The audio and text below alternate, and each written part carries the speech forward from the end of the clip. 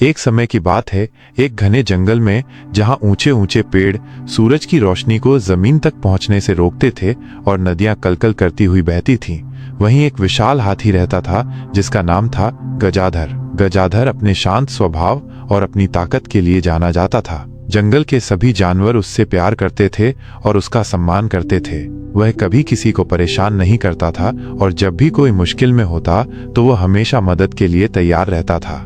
उसी जंगल में एक शेर भी रहता था जिसका नाम था शौर्य। शौर्य अपनी क्रूरता और अपने अहंकार के लिए जाना जाता था। वो मानता था कि जंगल का राजा वही है और उसे किसी की परवाह नहीं करनी चाहिए। वो अक्सर छोटे जानवरों को डराता था और अपने बल का प्रदर्शन करता था। जंगल के बाकी जानवर शौर्य से डरते थे और उससे दूर ही रहते थे।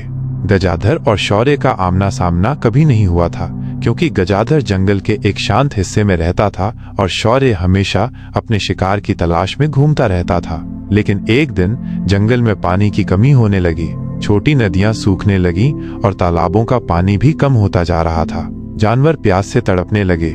गजाधर को पता था कि जंगल में एक गुप्त झरना है जो कभी नहीं सूखता।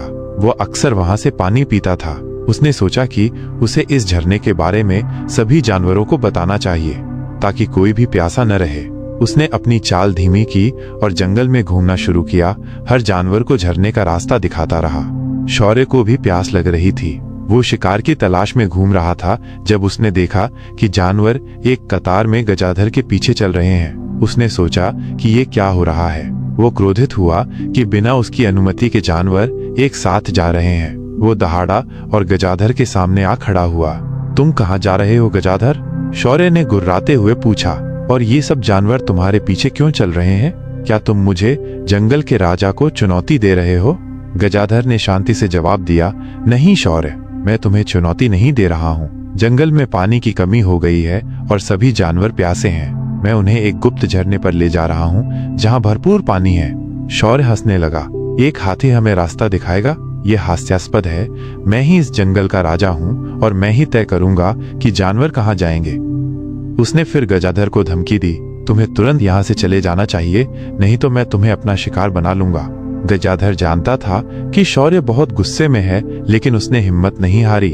उसने शांति से कहा, मैं तुम्हें कोई नुकसान नहीं पहुंचाना चाहता शौर्य, लेकिन मैं इन प्यासे जानवरों को अकेला नहीं छोड़ सकता।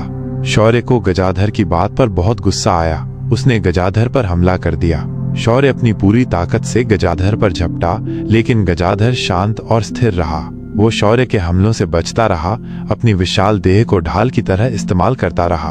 ये लड़ाई घंटों तक चली। शौर्य बार बार गजाधर पर हमला करता रहा, अपने तेज पंजे और दांतों का इस्तेमाल करता रहा, लेकिन गजाधर ने एक बार भी पलटवार नहीं किया। वो सिर्फ अपना बचाव करता रहा, शौर्य को चोट पहुंचाए बिना। उसकी सहनशीलता और धैर्य शौर्य को हैरान कर रहे थे। धीरे धीरे शौर्य थकने लगा। उसके हमले कमजोर पड़ने लगे। गजाधर ने देखा कि शौर्य की सांस फूल रही है और उसकी आंखों में थकान दिख रही है। गजाधर को शौर्य पर दया आ गई। उसने धीरे से अपनी सूंड उठाई और शौर्य की ओर बढ़ गया।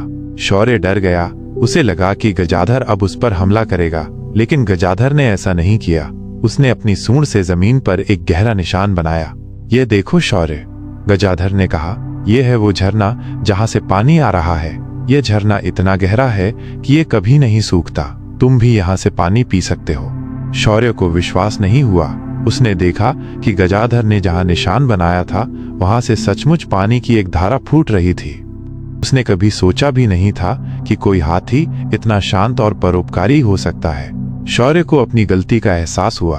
उसे शर्मिंदगी महसूस हुई। उसने देखा कि गजाधर ने उसे बिना कोई नुकसान पहुंचाए कैसे सबक सिखाया था। उसने गजाधर की ओर देखा और पहली बार उसकी आंखों में सम्मान दिखा। गजाधर, शौर्य ने धीमी आवाज में कहा, मुझे माफ कर दो। मैं अपनी मूर्खता और अपने अहंकार के लिए शर्मिंदा हूँ। तुमने मुझे सिखाया है कि असली ताकत सिर्फ बल में नहीं होती, बल्कि दया और धैर्य में भी होती है। गजाधर ने मुस्कुराया, कोई बात नहीं शौर्य, हम सभी गलतियां करते हैं। महत्वपूर्ण ये है कि हम उनसे सीखें। उस दिन के बाद शौर्य बदल गया। वो अब उतना क्रूर और अहंकारी नहीं रहा। उसने गजाधर से दोस्ती कर ली और जंगल के अन्य जानवरों के साथ भी सम्मानपूर्वक व्यवहार करने लगा।